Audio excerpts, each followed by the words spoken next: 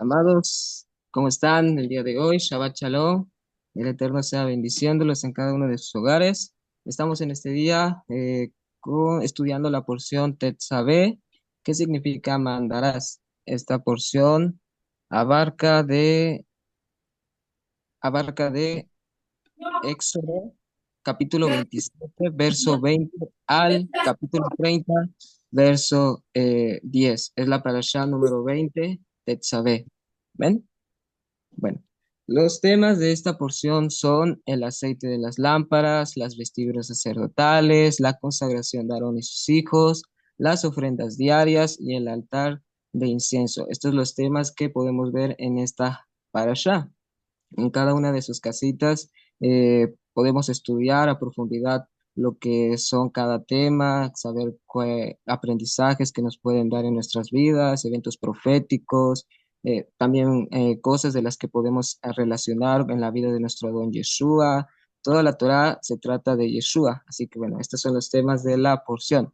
Algo que me encontré muy interesante dentro de la palabra Tetzaveh es que en el Strong hebreo esta palabra la pone como sabá o tzabá. Es muy interesante porque en estos días estuve encontrando esta palabra y bueno, me lanzó una palabra aramea se pronuncia igual que esta palabra en hebreo, saba, pero tiene un significado un poco diferente. La raíz de la palabra Sara es aramea. Eh, y esta palabra, eh, pude investigar de que esta fue la palabra que Yeshua usó cuando oraba en el jardín de Getsemaní antes de que su crucifixión. Esto lo podemos ver en Lucas capítulo 22. No puede ser. Denme un momento.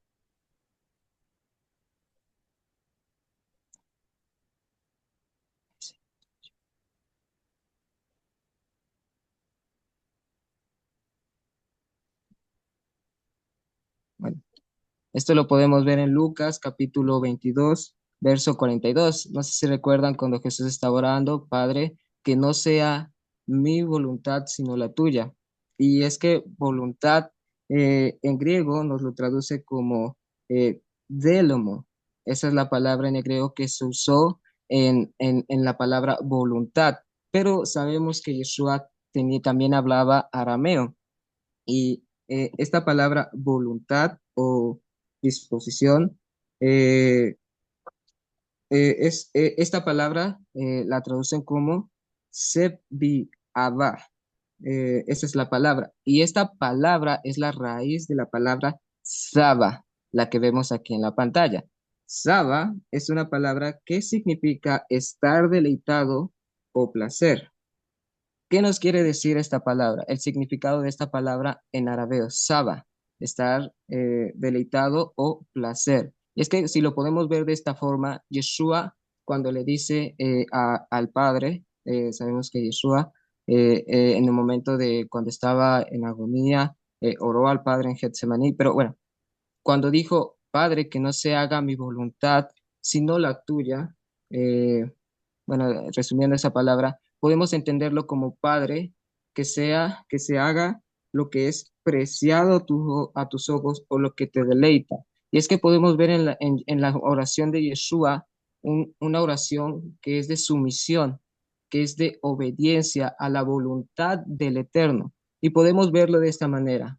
Cuando nosotros cumplimos la voluntad del Eterno, el Eterno se deleita en nosotros.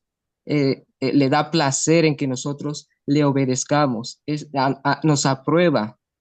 Y podemos verlo de esta forma en Primera de Samuel, capítulo 15 versículo 22 donde dice, entonces Samuel dijo, más le agrada al Señor que le obedezcan y no que le ofrezcan sacrificios y holocaustos. Vale más obedecerlo y prestar atención que ofrecerle sacrificios y grasa de cordero. Entonces, ¿qué es lo que nos quiere decir esta palabra Saba en arameo? Que Dios quiere deleitarse en la obediencia de su pueblo. Cuando nosotros obedecemos los mandamientos del Eterno, no por que lo hagamos por obligación, sino por amor, amor al Creador, estamos deleitándolo, le estamos dando alegría a nuestro Padre Eterno, porque como hijos le da alegría a un Padre así el Eterno con su pueblo. Le da alegría que su pueblo le obedezca, sin ninguna queja, sin ninguna duda. Entonces, si queremos ser llamados hijos de Dios y deleitar a nuestro Padre, darle placer a nuestro Padre que es Dios, debemos de obedecer sus mandamientos. Eso es lo que nos muestra en la oración de Yeshua, una oración de obediencia, de sumisión a su voluntad y seguir su voluntad, de seguir su palabra, su Torah. Así que esta es la palabra interesante que pude ver desde el arameo, Saba. Amén. Bueno, vamos a seguir con la porción. Ahí.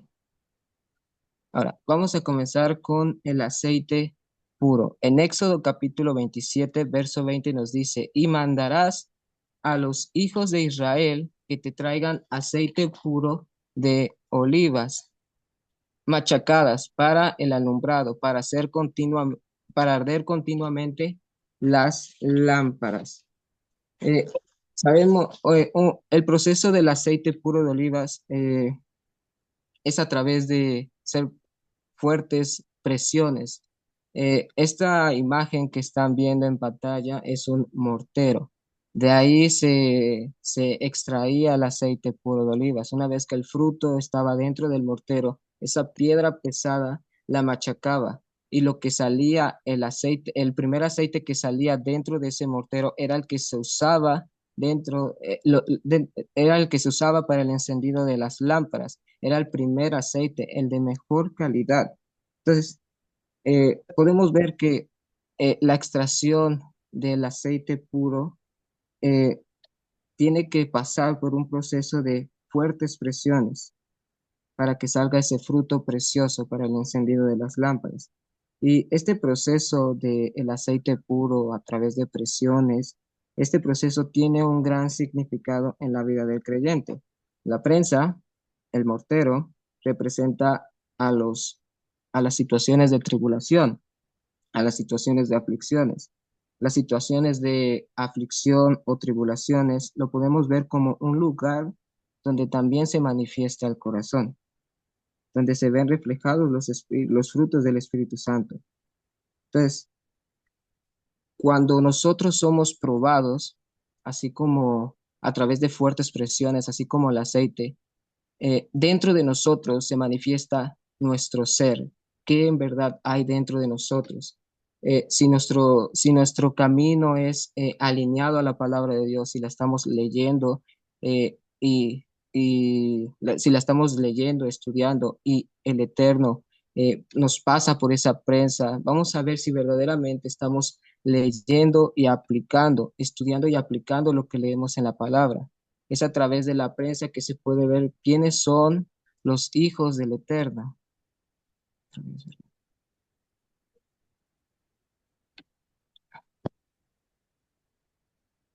No me lo vas a hacer.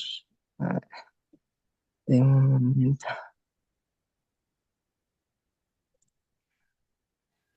Marquito, si quieres, pásamela, la Sí, por comparto. favor. ¿Quieres que te apoye? Sí, hermanita, por favor. Es que Pásamela estamos. por WhatsApp si quieres y de ahí la comparto. Ujú. Por favor, muchas gracias. Y disculpen, hermanitos.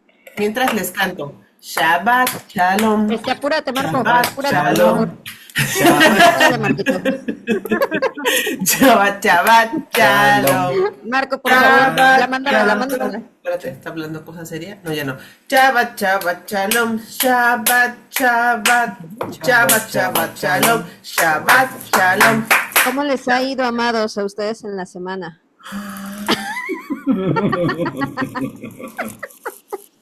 Me voy a comer una fresa de puro coraje. Oigan, ¿por qué esto se está Esperando grabando? con gozo el Pausa. Shabbat, amada. Así es que sigue editando. Gracias, hermanita Elba. Shabbat, shalom. Lo acabamos de Ya estamos en escuchar. TikTok Hay también que y en Facebook. deleitarnos. Todos nos Para están la gloria escuchando. del Padre. La que está En tres. Amén, hermanitos. Seguimos. Entonces podemos ver una representación de ese mortero o esa prensa en la vida del creyente como un momento de tribulación, situaciones de tribulación, de aflicción que el creyente pasa. Muchas veces podemos verlo de manera negativa, de una manera en que tal vez las cosas pues son malas, pero la verdad es que es algo positivo. Las tribulaciones, si nosotros nos aferramos a nuestro Elohim, a nuestro Dios, vamos a tener un crecimiento espiritual. Aferrados a Él, el Eterno, sabemos que el Eterno no nos ha dejado huérfanos, nos ha dado un consolador, es el Ruach de la verdad, el que nos guía a toda verdad. Si nosotros nos mantenemos constantemente en oración, en ayunos, en estudio de la palabra y pasamos a ser pasados por esa prueba, pasados por ese fuego, así como el árbol que está plantado junto a las aguas de corrientes vivas y pasa el calor y no la mueve, pasa las cosas, pasa el viento o un viento fuerte no lo tumba porque ese árbol está constantemente arraigado a esa tierra firme. De igual manera, así podemos verlo en la vida del creyente. Si está firmemente establecido en el Eterno, en el único Dios verdadero, las tribulaciones no serán, no lo tirarán de esa fe porque está firmemente establecido en Él y está alimentándose constantemente de esas aguas vivas que es su palabra. Entonces, lo que podemos ver aquí, la prensa que representa esas tribulaciones, no es una situación fácil, sabemos que es dura. Las tribulaciones podemos verlas en nuestra vida que son cosas que pues nos parten, que nos, no sé cómo decirlo, eh, que saca ese carácter, las cosas que pueden reflejar nuestros corazones y sabemos que el Eterno se deleita en que nosotros saquemos frutos, buenos frutos, y sabemos que los frutos de los cuales nos habla las escrituras son amor, gozo, paz, paciencia, benignidad, bondad, mansedumbre y templanza. Ahora, cuando pasan estas situaciones, muchas veces podemos pedirle al Eterno carácter maduro. ¿Y qué pasa? Recibimos tribulaciones. O le pedimos al Eterno un carácter de amor, un amor, que seamos unas personas amorosas. Pero ¿qué pasa? Vienen personas que tal vez te traicionan, personas que te decepcionan, personas que te lastiman. Y es ahí donde el Eterno te pasa para que tú ames a esa persona, a pesar de todas las cosas que pudo haberte hecho. Miremos en la vida de nuestro don Yeshua. Yeshua fue azotado, fue burlado, fue lastimado y aún así que dijo, ¿cuál fue su oración? Padre, perdónalos porque no saben lo que hacen. Lo vemos el amor de Yeshua. Entonces, de la misma manera, cuando pasamos en esas tribulaciones, eh, tenemos que, el Eterno se deleita en que nosotros crezcamos espiritualmente. Crecer espiritualmente no solamente en estudiar la palabra, significa aplicar la palabra en nuestras vidas, en cada situación. Amén. Miren lo que nos dice en Romanos capítulo 5 versículo 3 al 5. Y no solo esto, sino que también nos gloriamos en las tribulaciones, sabiendo que la tribulación produce paciencia y la paciencia prueba y la prueba esperanza. Y la esperanza no avergüenza, porque el amor de Dios ha sido derramado en nuestros corazones por el Espíritu Santo que nos fue dado. Entonces, en las tribulaciones, no lo tomemos como algo negativo. Glorifiquemos al Padre. ¿Qué nos pasa por esa prensa? Para sacar de nosotros esa esperanza, que será alabada, que será exaltada en la venida de nuestro don Yeshua. Es como nos dice en primera de Pedro, que el oro tiene que pasar por fuego, por ese momento de prueba. De igual manera, cada creyente debe pasar por ese fuego de la prueba para que en él saque ese fruto precioso delante del Eterno, ese aceite puro de oliva que hace ascender esa menorá dentro de su santuario. Sabemos que los frutos del Espíritu Santo pueden representar a ese precioso aceite puro de oliva. Entonces, para que el aceite de oliva, para que las lámparas del candelabro de la menorá encendieran, tenían que ser puestas ese aceite puro. De igual manera, esos frutos del Ruach HaKodesh deben iluminar nuestra vida alrededor de las personas, seamos luz a través de esos frutos del Ruach HaKodesh. Hermanita, ¿podríamos pasar a la siguiente diapositiva? Bueno, y ahora vemos en la vida del Mesías con relación a este aceite. Los evangelios nos narran que este suceso del aceite de oliva y su modo de extracción está relacionado a lo que podemos ver cuando Yeshua, antes de que Yeshua fuera crucificado en el monte de los olivos, en el lugar llamado Getsemaní. Vemos en Marcos capítulo 14, verso 32, donde nos dice, vinieron pues a un lugar que se llamaba Getsemaní y dijo a sus discípulos, sentaos aquí tanto que yo oro. Ahora, podemos ver en la palabra Getsemaní que se compone de dos términos en la traducción hebrea. Gad, que se traduce como exprimir, prensar, moler o machacar, y Shemanim, que se traduce como aceite o ungüento. El resultado de estas dos palabras es prensa o molino de aceite. Eh, y esto es lo que podemos ver en los evangelios, que nos llevan a notar esa afinidad que hay entre el aceite, que es esa esencia de los olivos, y lo que más adelante sale de nuestro don Yeshua, esa sangre que salió de su frente. Esto simbolizando a ese aceite de puro de olivas. Lo vemos en Lucas capítulo 22, versículo 44, y estando en agonía, oraba más intensamente, y era su sudor como grandes gotas de sangre que caían hasta la tierra. Entonces vemos que la aflicción de nuestro amado Yeshua lleva a manifestar esa obediencia, como lo vimos al principio, y es interesante que, bueno, esa palabra voluntad, que significa deleite o placer, está relacionado a lo que podemos ver en este momento en Getsemaní, en este lugar que se conoce como, que se traduce como molino de aceite, prensa de aceite.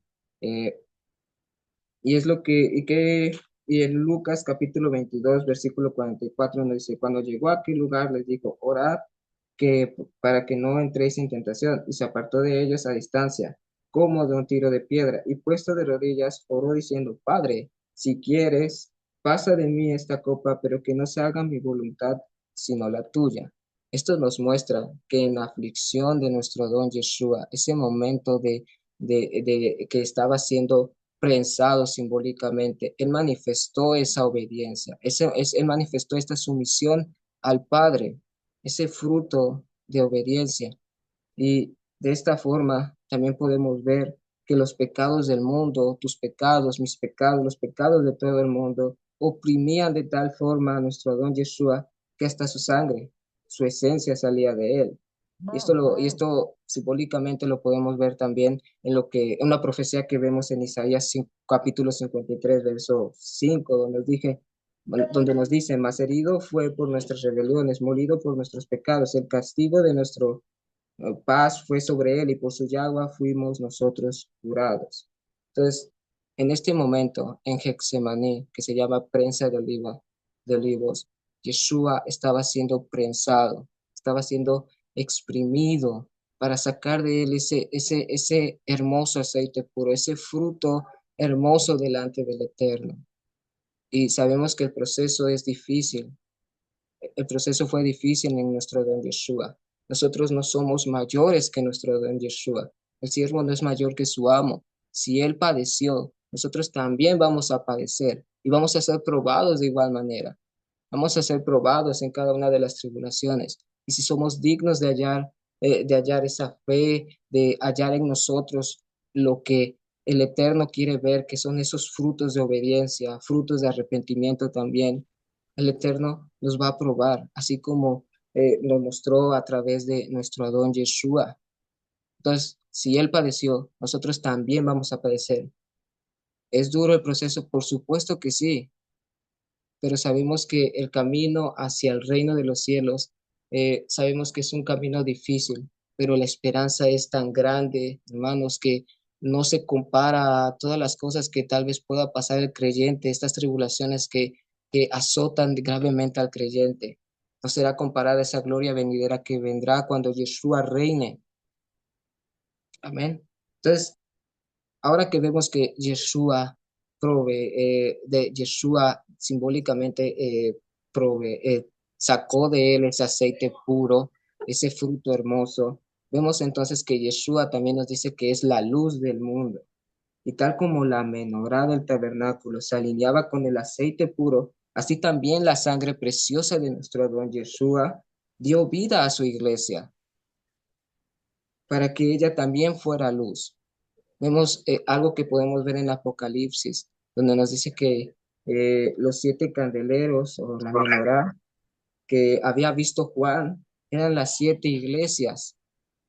Y sabemos que Yeshua proveyó ese aceite para dar vida a su iglesia. Entonces, ¿cuánto le debemos a nuestro don Yeshua? La vida a esa iglesia que estaba muerta, esa iglesia Israel, que no tenía esperanza. Tuvo que pasar ese proceso para que diera, para que su iglesia volviera a renacer. Él es el aceite puro. Es ese aceite puro que encendía esas lámparas, que encendía su iglesia en el Ruach HaKodesh. Amén. Entonces valoremos los actos de nuestro don Yeshua, actos heroicos, para que pudiera hoy su iglesia permanecer, que su iglesia es Israel, la que estaba muerta, la que no tenía esperanza. Entonces, cada vez que la tentación llegue, pensemos 2 veces en lo que, pensemos varias veces, de hecho, en el acto que hizo Hoy nuestro don puse Yeshua. 50. Cómo padeció por ti, por mí, cómo ¿Eh? fue molido por nuestros pecados, cómo fue azotado, humillado, blasfemado. Él, el Rey de la Gloria, el único Elohim, Yahweh. Entonces, eso es lo que podemos ver en la vida del Mesías, relacionado al aceite de oliva y su extracción, y cómo éste le da, encendía esa menorá. De igual manera, Yeshua dio vida a su iglesia a través a través de ser, a través del padecimiento, a través de la aflicción, de la agonía, del sufrimiento. Amén. Hermanita, podemos pasar a la siguiente diapositiva. Ahora vamos a ver las vestiduras sacerdotales. Algo que pude investigar y creo que muchos de ustedes también lo han visto es que las vestiduras sacerdotales tienen una relación con la armadura de Dios escrita en la carta de Efesios. Esto lo podemos ver en Efesios capítulo 6 de todo el capítulo.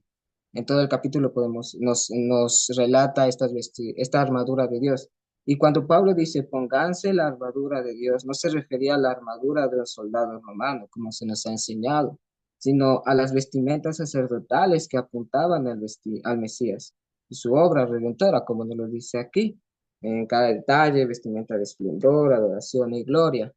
Algo que puedo investigar es que, bueno, algunas relaciones que nos dan en la armadura de Elohim con las vestiduras sacerdotales es que el casco que nos dice que es un casco de justicia, no, un casco bueno, el casco que podemos verlo representa ese turbante. Déjenme buscar en la Biblia.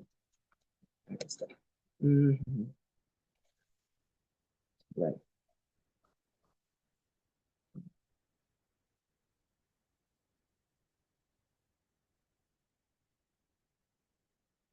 ya, sí,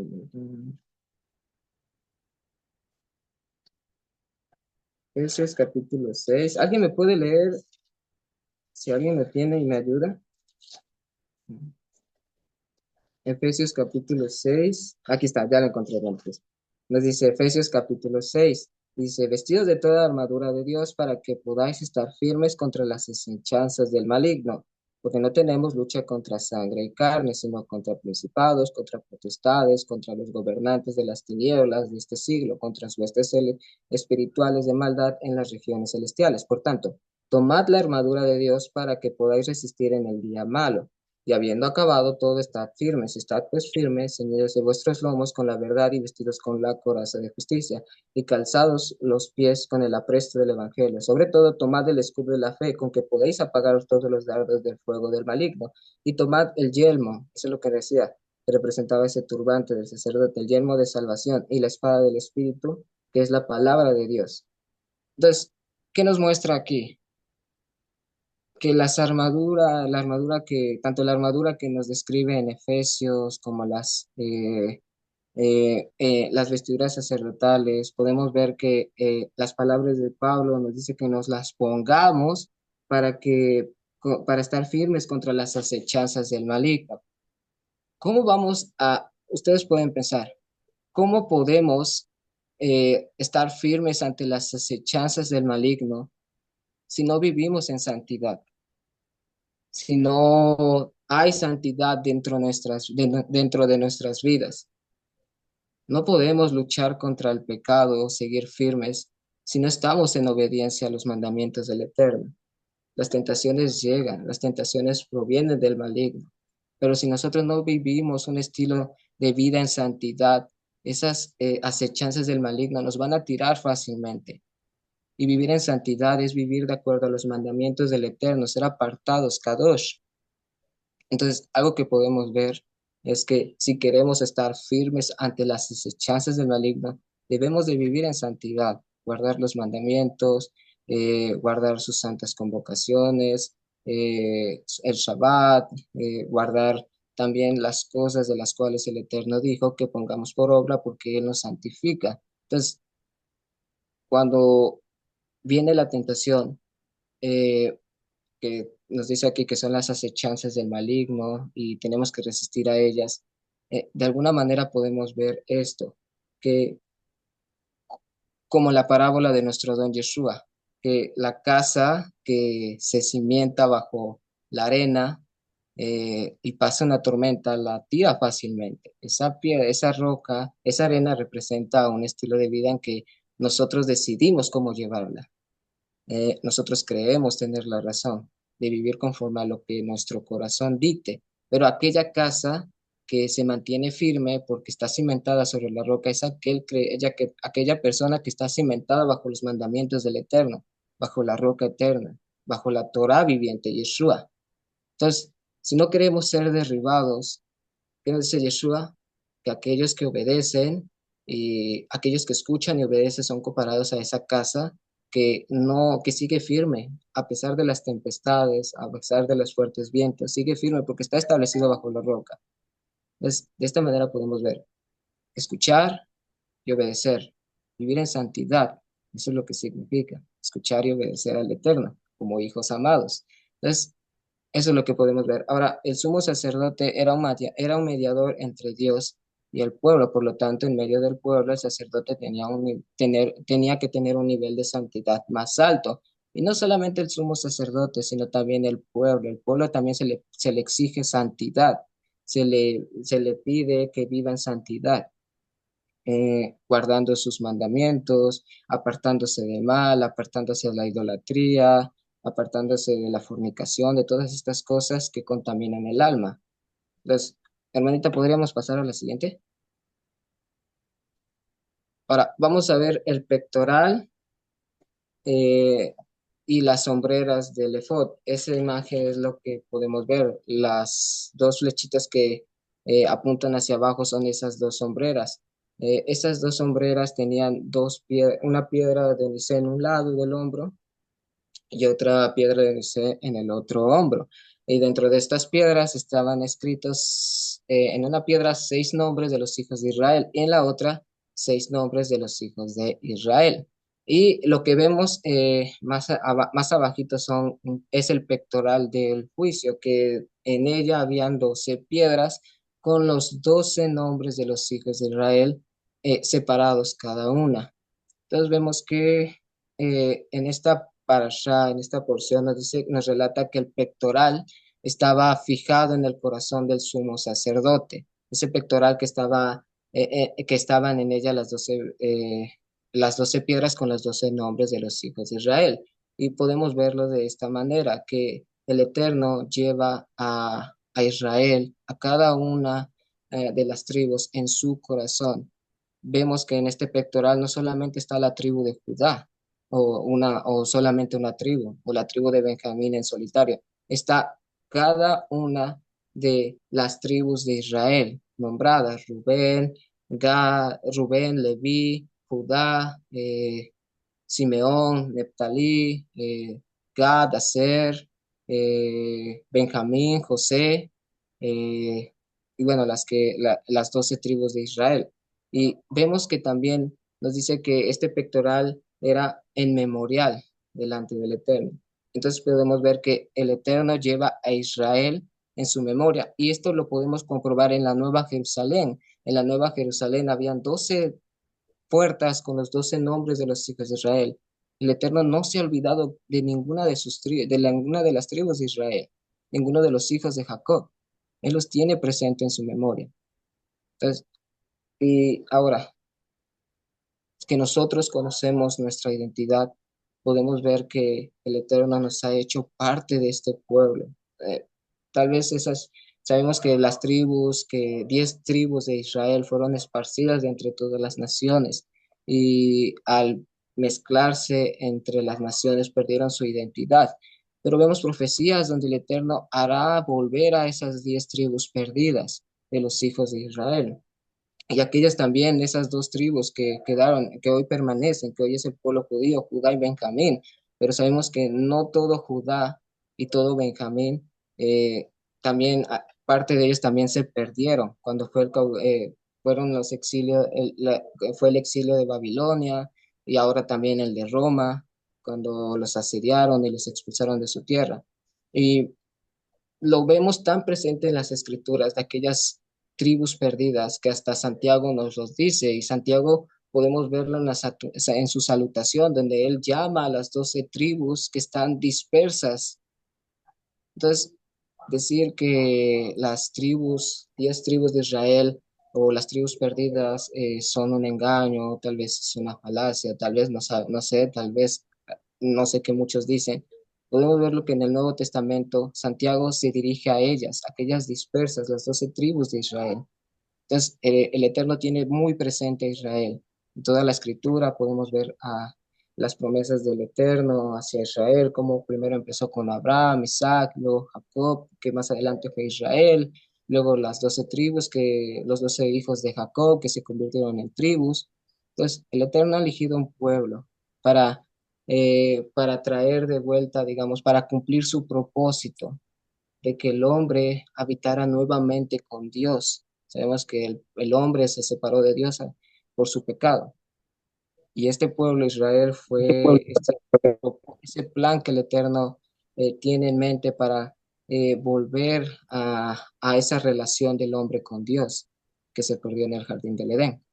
Entonces, otra cosa que podemos ver aquí es que eh, las vestiduras, bueno, ya dijimos que habían dos piedras con en cada una de ellas, de las sombreras, 6 tribus de un lado, 6 tribus del otro. Y en las sombreras estaba fijado el pectoral, eso ya lo dijimos, pectoral de juicio llevado en el corazón del sumo sacerdote. Y aquí quiero señalar dos cosas que destacan, las sombreras y el corazón. Y esto nos enseña que la fuerza de los hombros del sumo sacerdote y el afecto del corazón donde estaba el pectoral están enteramente consagrados a los intereses espirituales de aquellos a quienes representan a Israel. Y podemos ver que estas cosas tipificadas en Aarón o mostradas en Aarón son realizadas en el Mesías. El Mesías nos dice en Hebreos que tiene un ministerio del sumo sacerdote, del sacerdote según el orden de el orden de Melquisedec. Pero estas cosas que podemos ver en Aarón, las sombreras y el pectoral en el corazón, representan a lo que hace Yeshua por nosotros. Yeshua, así como las sombreras, la fuerza de las sombreras, es quien nos sostiene, es quien lleva nuestras cargas y también nos muestra su amor infinito. Esto lo hace en el sumo sacerdote excelso y eterno en favor de su pueblo. Y eso es lo que nos dice también en Hebreos capítulo 4, versículo 15, porque no tenemos un sumo sacerdote que no pueda compadecerse, que no pueda tener amor de nuestras debilidades, sino que uno que fue tentado en todo según nuestra semejanza, pero sin pecado. Entonces, este sumo sacerdote que es Yeshua nos sostiene, lleva nuestras cargas, se compadece por amor a nosotros. La fuerza de las sombreras con ese pectoral que había en el corazón, que podemos representarlo, el sentir del amor. Entonces, el eterno Yeshua se compadece por nosotros, cargando sobre sí nuestros pecados por amor. La fuerza del hombro, de los hombros y el afecto del corazón que representen a ese sumo sacerdote perfecto, que es Yeshua. ¿Ven? Hermanita, ¿podemos pasar a la siguiente? Ahora, vamos a ver que para las vestiduras se tomaron oro, azul, lino torcido, carmesí, oro, azul, carmesí, lino torcido y se me olvidó poner uno que es púrpura. Son 5 materiales que fueron tomados para la vestidura. Y es importante ver que se introduce el oro en la confección de estas vestiduras. Pues un momento. Y podemos verlo de esta manera. El azul, la púrpura, el carmesí, el lino fino, representan a los diversos caracteres de la humanidad del Mesías. Sabemos que el oro, ahora nos muestra el oro, que nos habla de su naturaleza divina. Los hilos del oro, los hilos de oro están exquisitamente entretejidos en los otros materiales que quedaban. Están inseparables, unidos unos con los otros, aunque perfectamente también distinguibles. Se puede ver cuál es el color azul, cuál es el carmesí, cuál es el azul, cuál es el lino torcido y cuál es el oro. Están unidos, pero son distinguibles. Y esto podemos verlo en una aplicación de la imagen del carácter y la identidad de nuestro amado Yeshua. Sabemos que en diferentes escenas presentadas en los evangelios es fácil discernir a la vez el carácter distintivo y la misteriosa unión de la humanidad y la divinidad de nuestro Adón Yeshua. Por ejemplo, vemos que Yeshua en el mar de Galilea estaba durmiendo sobre su cabeza. Esto nos muestra una manifestación de su humanidad. Él estaba durmiendo como un hombre, como tú, como yo, pero después vemos que aparece con toda su grandeza y majestad de la divinidad como gobernador supremo del universo y calma el viento y impone silencio ante el mar. Entonces vemos ese distintivo entre la humanidad cuando estaba durmiendo y la divinidad cuando para la tempestad, cuando reprende los vientos, cuando calma todo. Entonces, eso es lo que podemos ver. También otro ejemplo lo podemos ver en la resurrección de Lázaro. Esto lo podemos ver en Juan capítulo 11, donde Yeshua se conmueve y llora, como tú o como yo, cuando lloramos. Sus gemidos y las lágrimas brotan de las profundidades de, ese, de esa humanidad, de esa semejanza en humanidad que había en Yeshua. Pero luego lo vemos como él mismo lo dice, como la resurrección y la vida, como aquel que tiene el supremo poder de las llaves de la muerte y del Hades. Y vemos que le grita a Lázaro, sal afuera. Y sabemos que Jesús, que cuando dice estas palabras, Lázaro sale del sepulcro. Entonces vemos esa humanidad distintiva cuando Jesús llora y esa divinidad cuando Yeshua hace salir a Lázaro con sus palabras, como aquella palabra que es vida, hace salir a Lázaro de esa sepultura. Entonces, vemos, y hay otro ejemplo, hay muchos ejemplos que podemos ver en las escrituras, cómo hace esa distinción, Jesús actuando como un ser, como tú, como yo, pero también actuando con ese poder, con esa grandeza, con esa divinidad, que Él es el eterno, sabemos que Yeshua es Adonai. Y otro ejemplo que también, digamos, podemos verlo es cuando a Pedro le cobran los dracmas y él viene a Yeshua y Yeshua como un buen ciudadano paga esos impuestos, pero ¿cómo lo hace? Él siendo el dueño del oro y la plata, él siendo quien es supremo creador de todas las cosas, quien hace salir, que hace que nos bendice, que Él derrama, que de Él proviene esa bendición de material, esos bienes, le hace decir a Pedro que vaya al mar y pesque un pez y ahí encontrará, digamos, el dinero, dracmas, creo que era así, no me acuerdo la moneda, pero hace salir esa moneda y con ello paga esos impuestos. Entonces, Yeshua podemos verlo como un buen ciudadano, pero también vemos su poder en cómo hace surgir ese dinero, esa moneda para pagar esos impuestos. Entonces, vemos la divinidad y la humanidad unidos en Yeshua, pero también distinguibles. Actúa en semejanza de hombre, pero también en él había el poder, los siete espíritus de Elohim, la plenitud de Elohim, la plenitud de Elohim. Entonces, eso es lo que podemos ver en estas cosas y podemos verlo también en los hilos que se usaban en los colores que se usaban para las vestiduras sacerdotales, el oro que representa la divinidad y esos materiales que, pues no me gusta decir esa palabra, pero tal vez no con mucho valor, tal vez el azul, el carmesí, el lino torcido, unidos, pero distinguibles. El oro con estos materiales y en Yeshua, la humanidad y la divinidad unidas en él, pero distintivas. ¿Sí me entiendo? Hermanita, ¿podríamos pasar a la siguiente? La lámina de oro. Esta lámina de oro también nos dice que el sumo sacerdote llevaba enfrente en su frente, en el turbante.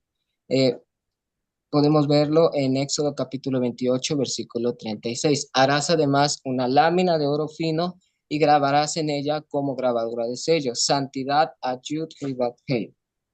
Ahora, la palabra lámina, como nos lo aparece aquí, en hebreo es sit, y esta palabra es la raíz de sit, que sit son los flecos que usamos en las cuatro orlas de nuestros vestidos, y es el mandamiento que encontramos en Números capítulos 15, versículo 25, me parece.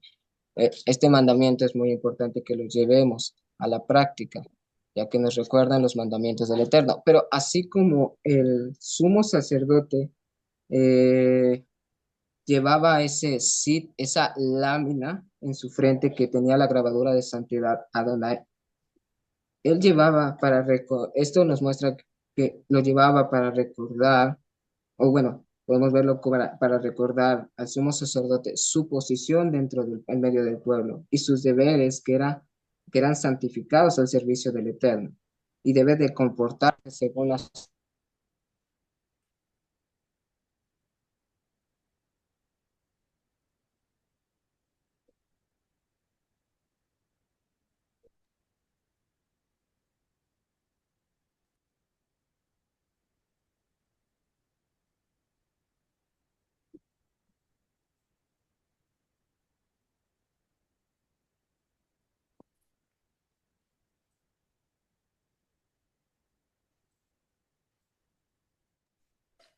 Se le fue el internet, ¿verdad?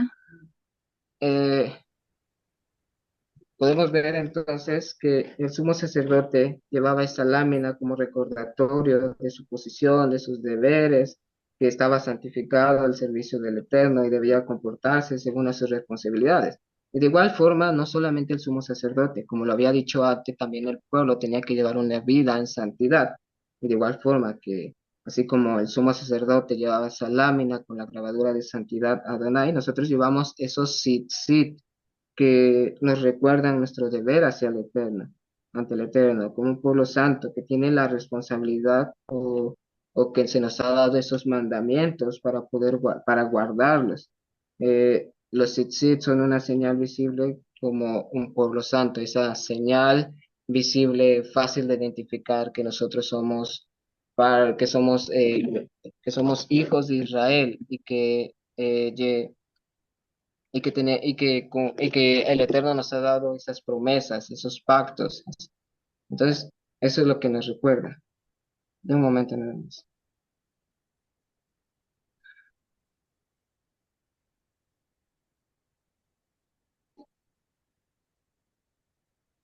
Amén. Hermanita, ¿podríamos pasar a la siguiente?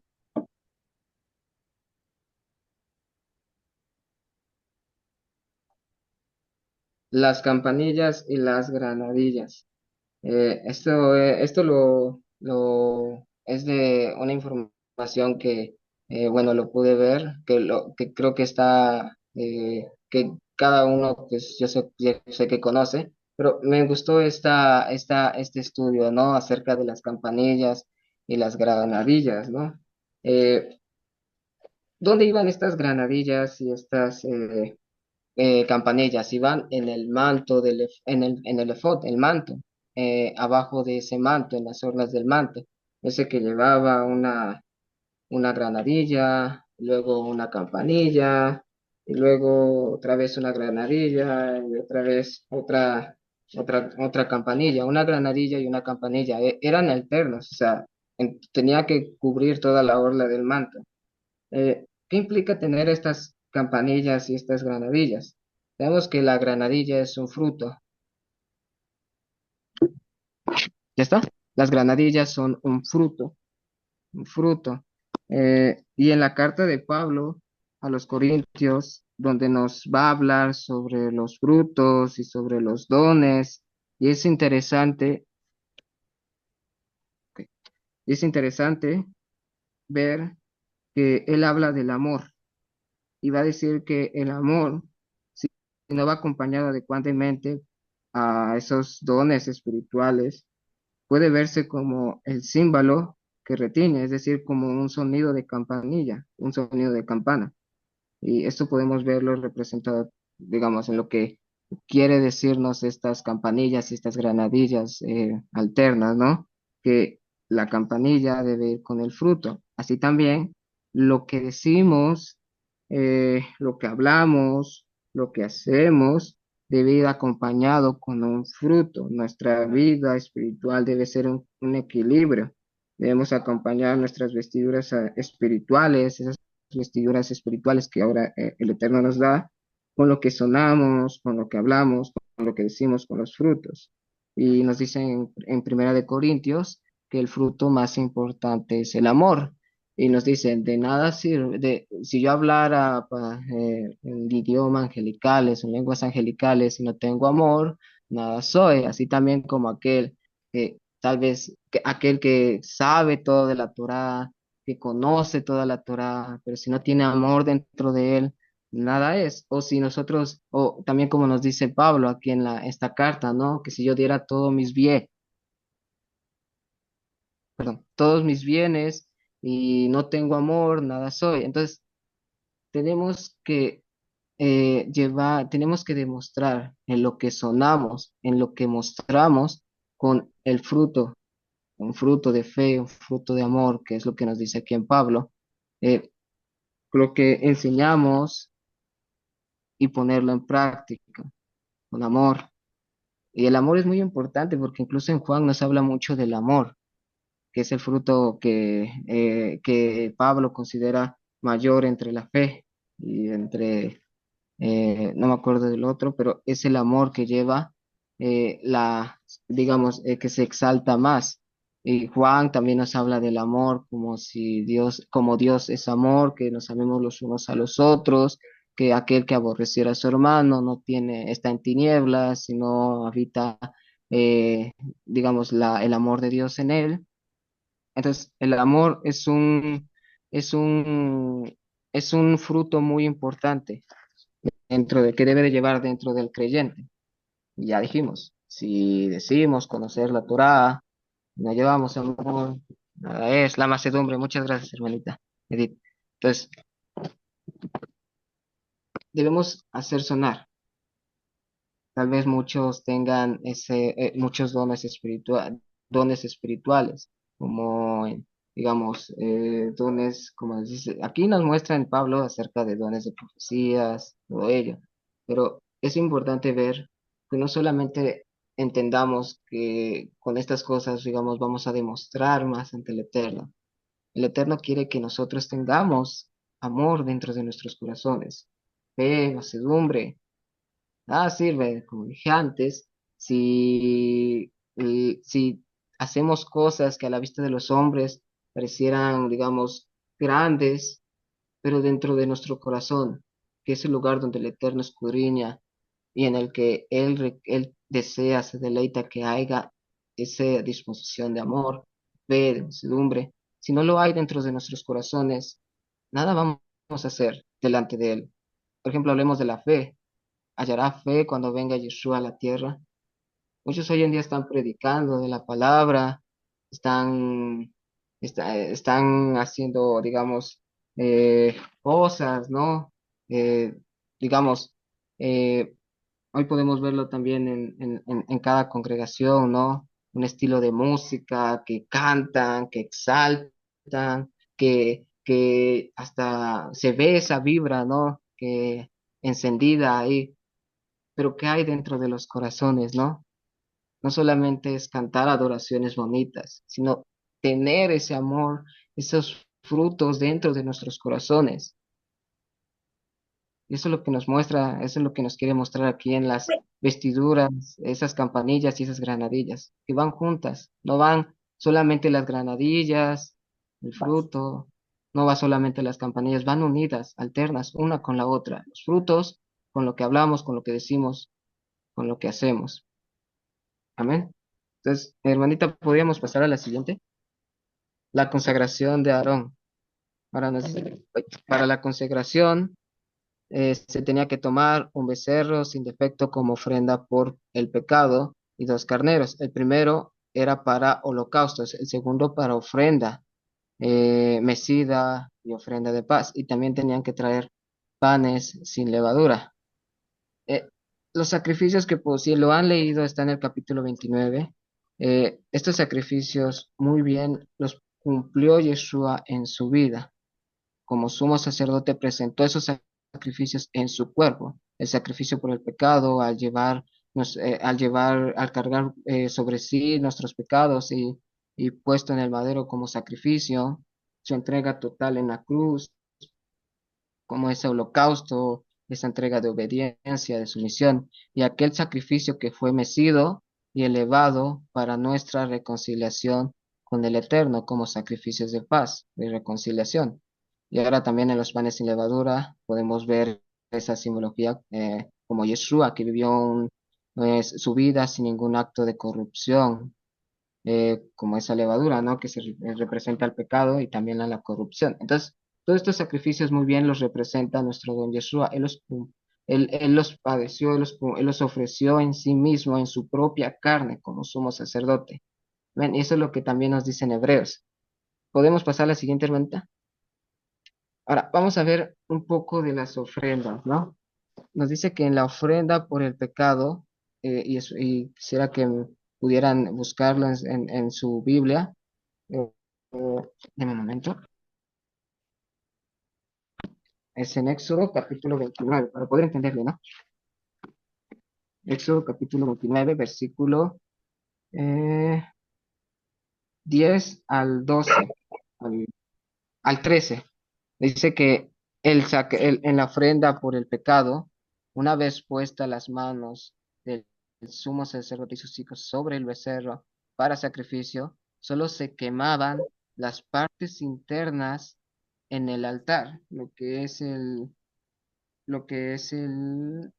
riñones, la grosura que iba sobre el hígado, los riñones, la grosura que está sobre todo ello, ¿no? La grosura que cubre los intestinos, las partes internas del animal, eran lo que se ofrendaban en el altar por sacrificio por el pecado. Las partes externas se llevaban afuera del tabernáculo. ¿Y qué nos quiere dar a entender esta ofrenda por el pecado? ¿Qué nos quiere dar eh, a representar?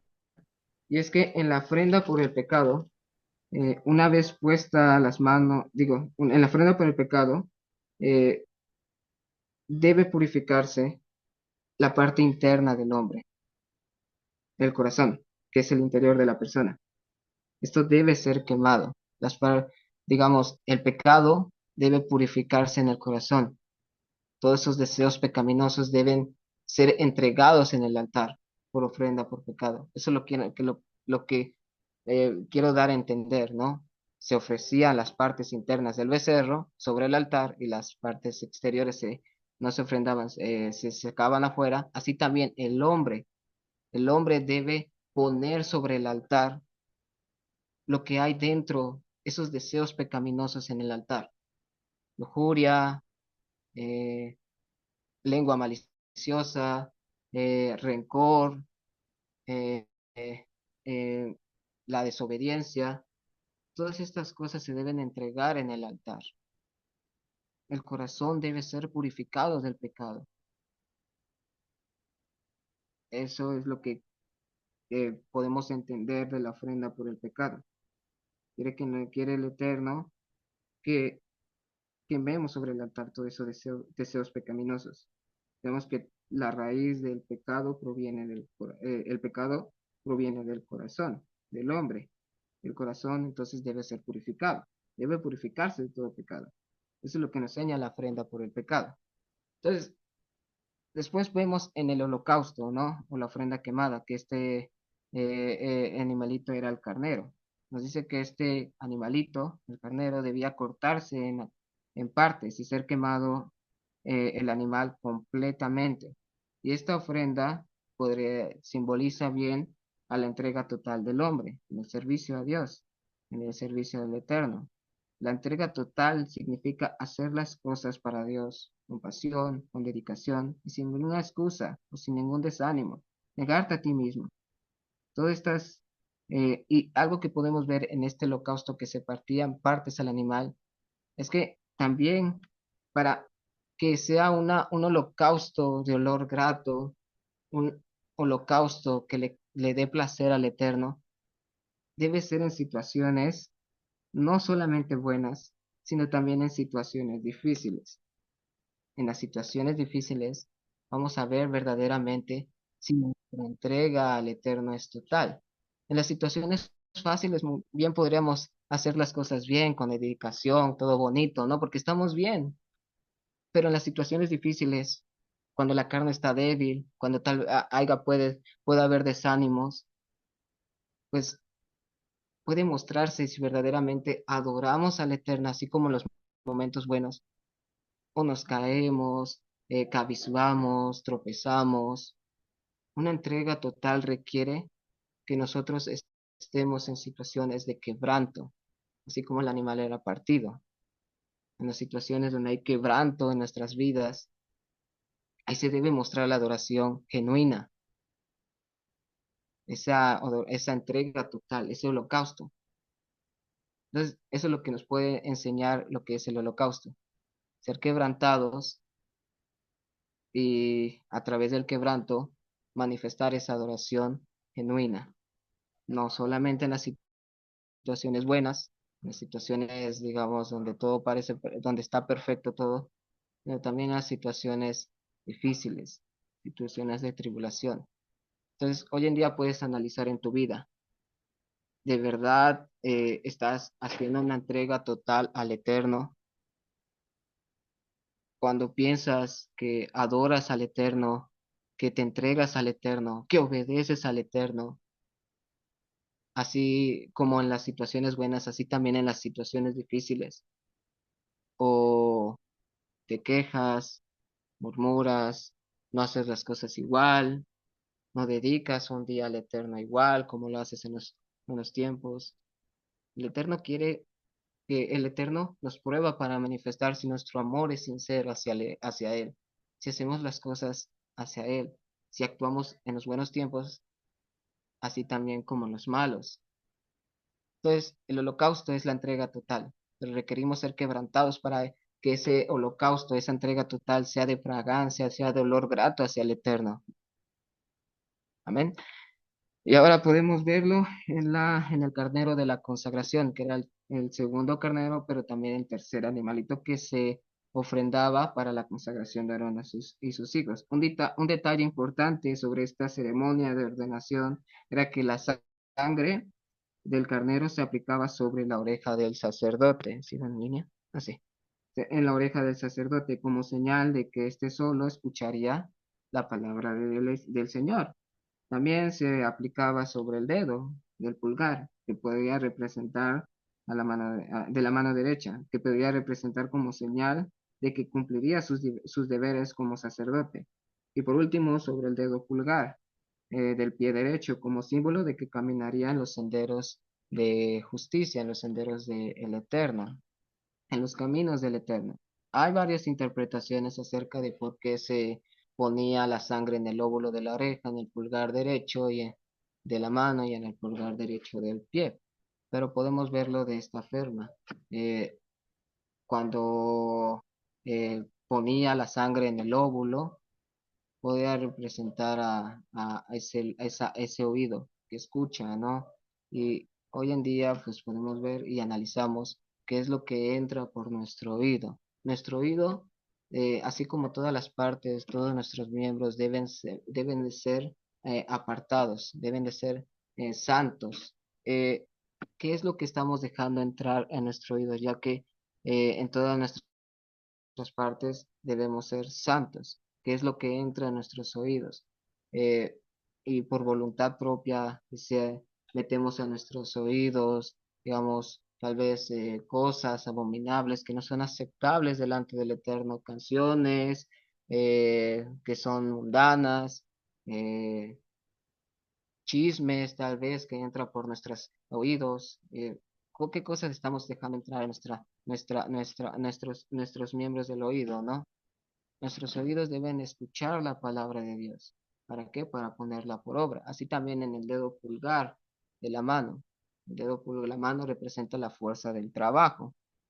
Eh, Nuestro trabajo es en este espacio terrenal delante del Eterno, como ministros delante del Eterno, es llevar por obra sus mandamientos, no llevar esas manos. Y hoy en día tú adoras al Eterno y levantas esas manos que nos dice Pablo que debemos levantar manos santas.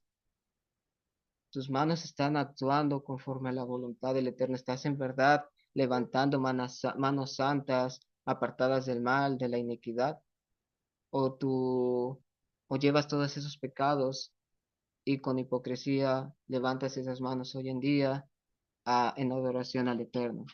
Nuestra vida en adoración debe estar relacionada a nuestra santidad, a lo que vivimos en nuestro día a día. Y el pie derecho, el pulgar del pie derecho. Sabemos que el pie, o bueno, nuestros pies, eh, están relacionados mucho a lo que son las sendas, ¿no? Caminamos por las sendas que el Eterno nos ha puesto para que nosotros caminemos a través de ella, que así como el sumo sacerdote caminaba dentro del santuario y cumplía los deberes que se les asignaba a él, ahora nosotros que se nos ha dado el evangelio de la salvación, estamos caminando por él, estamos caminando en las enseñanzas que nos ha dado el Eterno para nuestra salvación, o estamos desviándonos a otras corrientes, enseñanzas, sendas que no nos lleva a nuestra mirada a Yeshua, sendas de justicia, esa justicia que proviene de Dios, que es Yeshua. ¿Dónde están nuestros pies? ¿En dónde estamos caminando? Estamos caminando a escuchando palabras de hombres que en vez de llevarte a tu íntima relación con Yeshua, te hacen dudar inclusamente de Él. ¿Dónde estás caminando hoy en día? ¿O estás caminando en el pecado? ¿Estás caminando en el libertinaje? Entonces, tanto escuchar la palabra, ponerla por obra y caminar a través de ella son muy importantes en nuestra vida como creyente.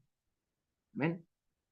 Ahora, eh, dice, además de la sangre, nos dice que del carnero, aparte de ser puesta en esas partes de los miembros, de esos miembros que son la oreja, el pulgar derecho, el de la mano y el pulgar derecho del pie, así también nos dice que la sangre de este carnero debía ser rociadas en las vestiduras sacerdotales de Aarón y sus hijos. Y podemos ver esa representación simbólica de la sangre de nuestro Adón Yeshua, que fue rociada sobre su pueblo, pero también nos dice en Apocalipsis esas vestiduras blancas, esas vestiduras de santidad, que son lavadas en la sangre de nuestro Adón Yeshua. Entonces, la sangre representa la vida, eso es lo que nos dice en Génesis, ¿no? y somos rociados de la vida de nuestro Adón Yeshua. Somos santificados en Él. Y como ser santificados en Él, debemos de permanecer en Él, debemos de vivir un estilo de vida como Él, en obediencia, en amor y en fe.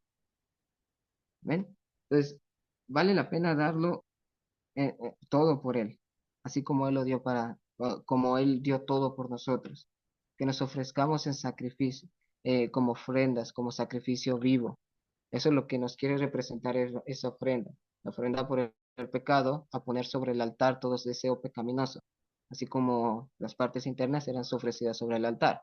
El holocausto, entrega total, no solamente en los buenos tiempos, sino también en los momentos de quebranto, así como el animalito era cortado en pedazos y puesto en el altar, se quemaba completamente. Y en la consagración debemos llevar un estilo de vida, de dedicar todos nuestros miembros a santidad delante del Eterno, en santidad delante del Eterno, y ser rociados por la sangre de Yeshua en nuestras vestiduras sacerdotales. Somos lavados a través de él, purificados del pecado.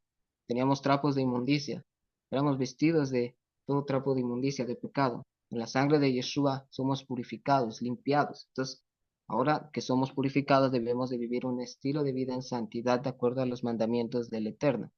Y, y eso es lo que quiere mostrar. Además de que el sumo sacerdote y sus hijos eran antes de que ser investidos de esas vestiduras sacerdotales, dice que primero eran lavados, tenían que lavarse ellos, y él y todos sus hijos. Así también podemos verlo representado en la vida de Yeshua cuando fue lavado en el río Jordán, fue bautizado, hizo la tevilá para cumplir toda justicia. De igual forma, para su consagración, digamos, en su ministerio, ya iba a cumplir su propósito como aquel siervo sufriente que describe las Escrituras, como el Mesías. Pero también lo podemos ver cuando fue lavado en su muerte.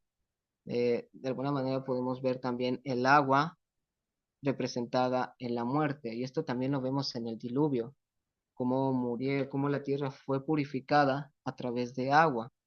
Entonces, Yeshua en su muerte fue lavado, eh, fue, digamos, él estaba purificado, pero a través de nuestros pecados, cargó nuestros pecados, se hizo inmundo por nosotros, de esa manera fue lavado a través de su muerte para ser purificado. Y de una manera u otra, Romanos 6 nos dice que nosotros debemos de morir junto con nuestro Adón Yeshua, ser purificados de todo pecado, de toda maldad. Entonces, y también lo podemos ver en la Tevilá, ¿no? Como cuando nos sumergimos al agua y salimos de ella, pasamos de muerte a vida, somos lavados de nuestros pecados y renacidos como nuevas criaturas. Entonces podemos ver estos significados y estas representaciones. Lavarse con purificarse con la muerte, ¿no? La muerte de un creyente, la muerte de nuestro don Yeshua. Amén. Hermanita, ¿podemos pasar a la siguiente? Ahora, Yeshua representa a las ofrendas diarias. Eh, Yeshua representa las ofrendas diarias.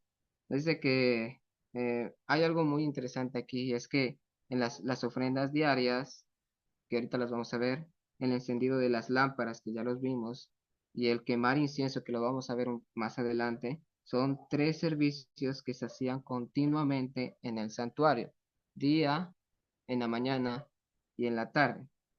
Eso, bueno, eso es lo que podemos ver, que los tres servicios. Las lámparas se encendían al atardecer, casi cayendo el sol, y, y se limpiaban se preparaban en la mañana para que se encendieran nuevamente de nuevo en la tarde, ¿no? Y también vemos en las ofrendas diarias, se ofrecía un, un cordero en la mañana y otro cordero en la tarde. Mucho- podemos, también se le conoce como la ofrenda de la mañana como shacharit y la ofrenda de la tarde como la minjá, ¿no?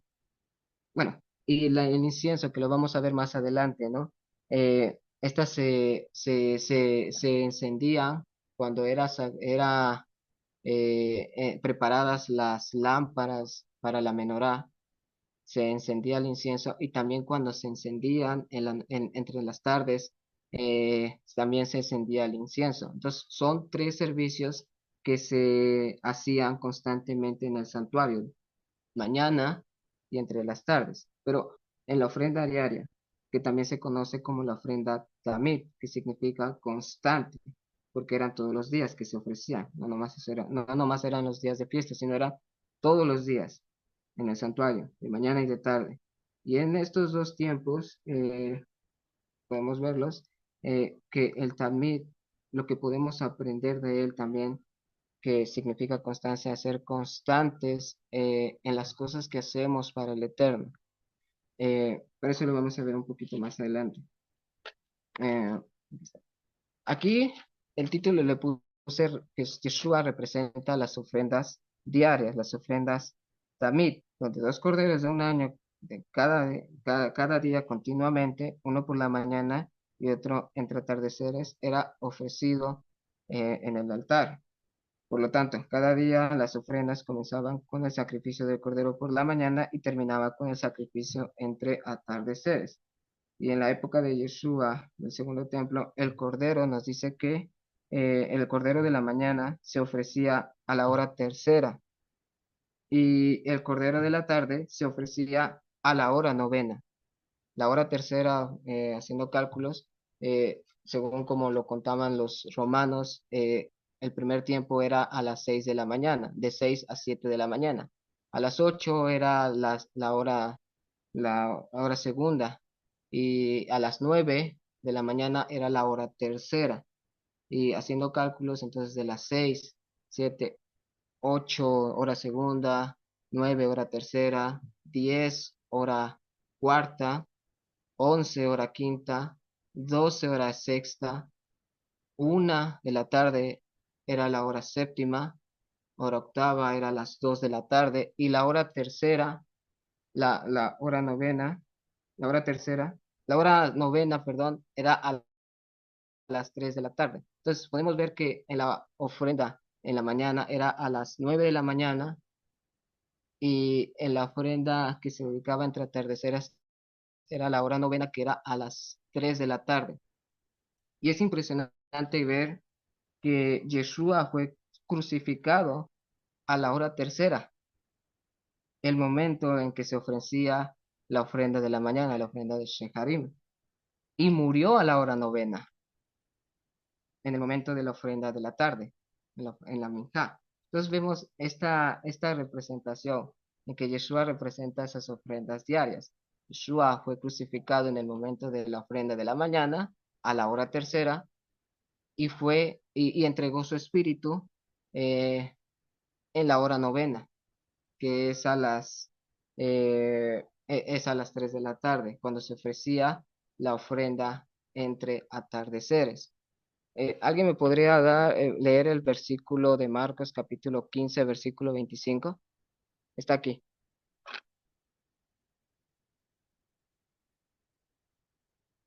Amén.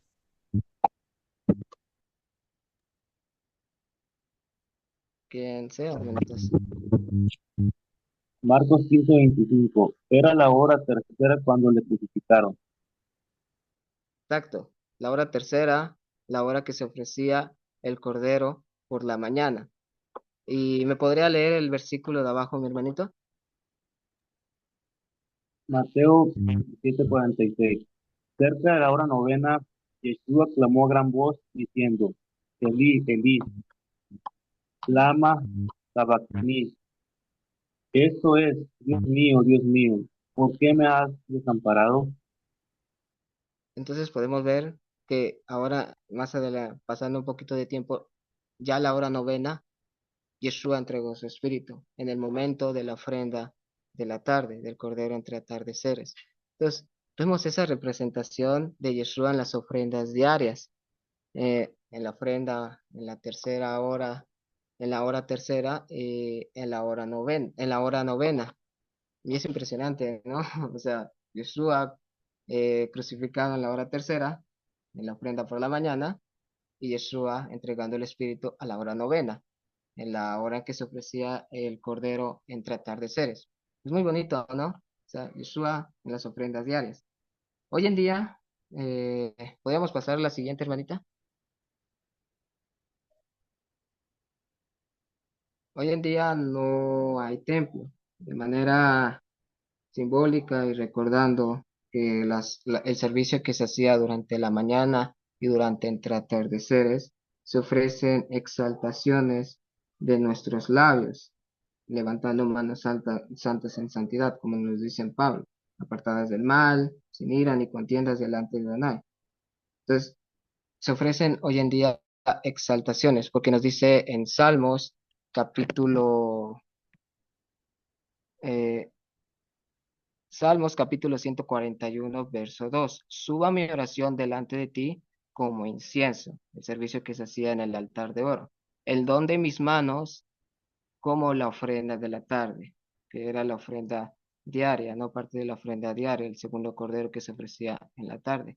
Entonces, hoy en día se presentan delante del Eterno oraciones, exaltaciones, adoración, cánticos durante la mañana, tal vez durante la mañana y durante entre atardeceres. Y el don de mis manos, levantar manos santas en santidad.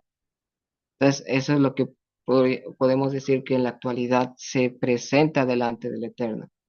¿Cuántos de nosotros, como nos dice que el significado de las ofrendas diarias, la ofrenda tamid, que significa constante, somos constantes, así como se servía en el santuario, hoy en día en la oración, en, en las exaltaciones? La oración es muy importante porque nos conecta hacia el Eterno, así como el altar de incienso, ¿no? Que subían delante de la presencia de Adonai. Y el ofrecer nuestra vida como ofrenda, como sacrificio vivo, tenemos que hacerlo constantemente, día con día, todos los días. Yo me puse a pensar en estos días, cómo era mi oración antes y ahora cómo son mis oraciones ahora. Y me di cuenta que el hombre es momentáneo, ¿no? En todo lo que hace. Podemos decir, cuando compramos una libreta, ¿no? Quiero poner este ejemplo. Cuando compramos una libreta y empezamos a escribir en la primera hoja, ¿cómo escribimos? Muy bonito, con mucha alegría, con dedicación, porque es la primera hoja, espacio limpio, huele a nuevo, ¿no?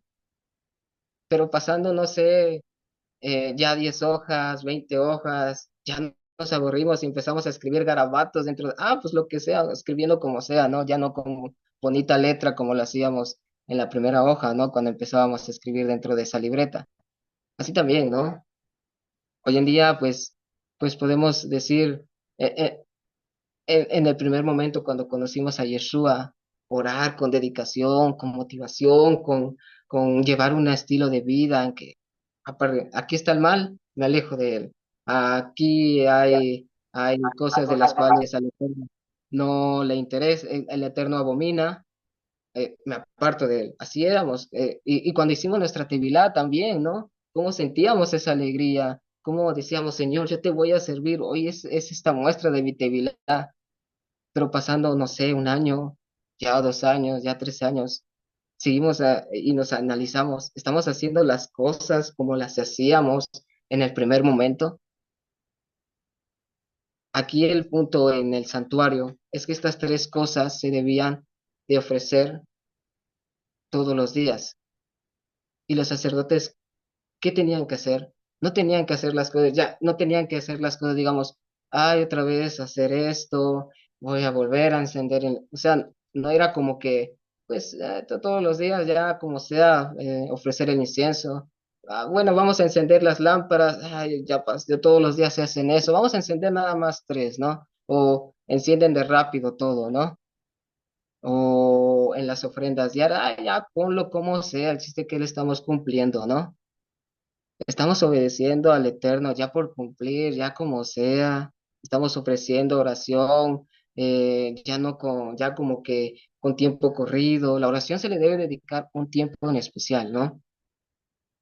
le estamos dedicando el tiempo que le dedicábamos antes, le estamos poniendo, apartando un tiempo en oración, dedicándole un tiempo, bueno, en en todas mis actividades del día durante las 24 horas, yo voy a apartar este día en oración al Eterno, 15 minutos, y bueno, hoy en día le ofrecemos 15 minutos, digamos, en las mañanas, ¿no? Cuando nos levantamos todo. Y eso también quiero hablar, ¿no?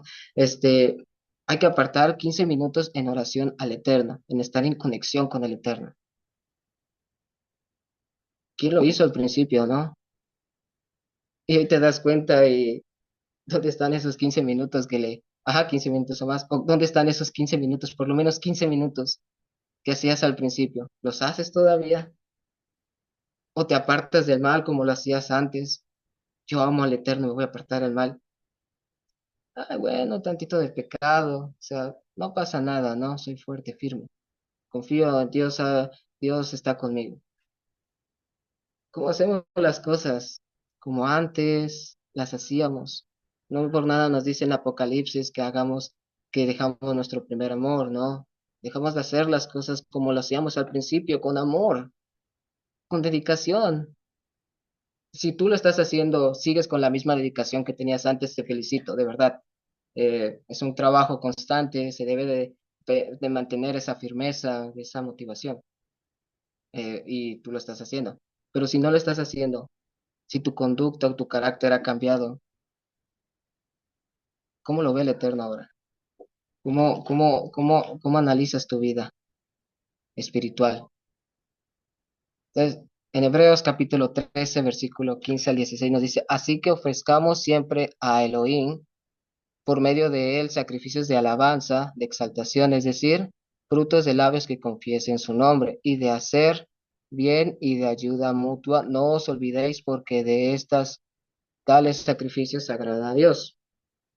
Es lo mismo, ¿no? Sacrificios de exaltación, frutos de labios que confiesen en su nombre, y no nomás eso, la ayuda bien, o sea, la obra de nuestras manos a hacer el bien, y la ayuda mutua, o sea, prenda de nuestros labios con el trabajo de día, que con el dedicar nuestra vida en sacrificio. Entonces, eso es lo que quisiera poder, digamos, que me entendieran en este tema, ¿no? Ser constantes. Eso es lo que nos habla la ofrenda también, ser constantes en todo lo que hagamos para el Eterno. Si comenzamos a hacer las cosas al principio con una motivación, debemos de dejar de hacer las cosas con firmeza día tras día, no importa cuántos años pasen, cuántas cosas vengan, debemos de hacerlo todos los días. Esto me habló a mí, por lo menos, yo me puse a analizar y dije, oye, sí es cierto, o sea, antes las cosas las hacía con mayor fuerza de motivación. Y te quiero invitar también a reflexionar cómo haces las cosas, como al principio, con la misma firmeza, incluso has crecido en las cosas que haces para el Eterno, o se te cayó el ánimo, ya no las haces las cosas igual, las haces como sea. ¿Cómo las estás haciendo? Vamos a ser constantes.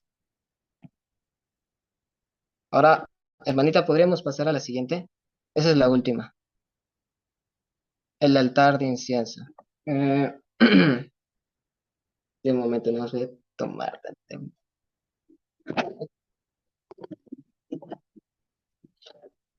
Mm, bueno, ¿sí me escucha? Amén. Amén, hermanito.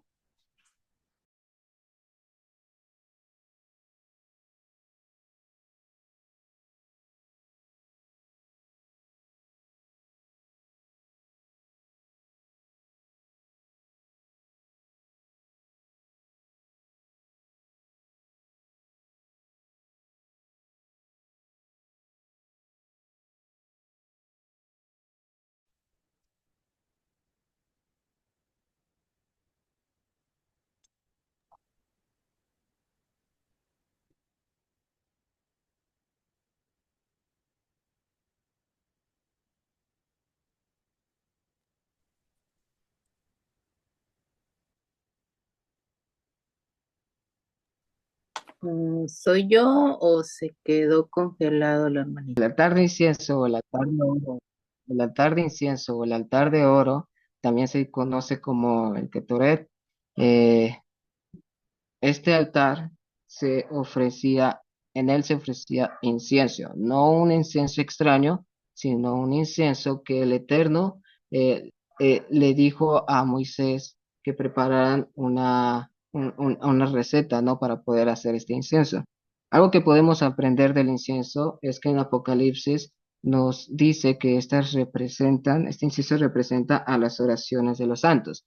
Y es importante aprender algo de la oración, y ya muchos lo conocen, y quisiera recordárselos. La oración que no llega a ese trono celestial, a ese lugar celestial, a los cielos donde está el Eterno, es aquella oración que rechaza la ley de Dios, que rechaza la Torá, como nos lo dice en Proverbios, el que aparta su oído para no escuchar la ley, eh, su, su oración también es abominable.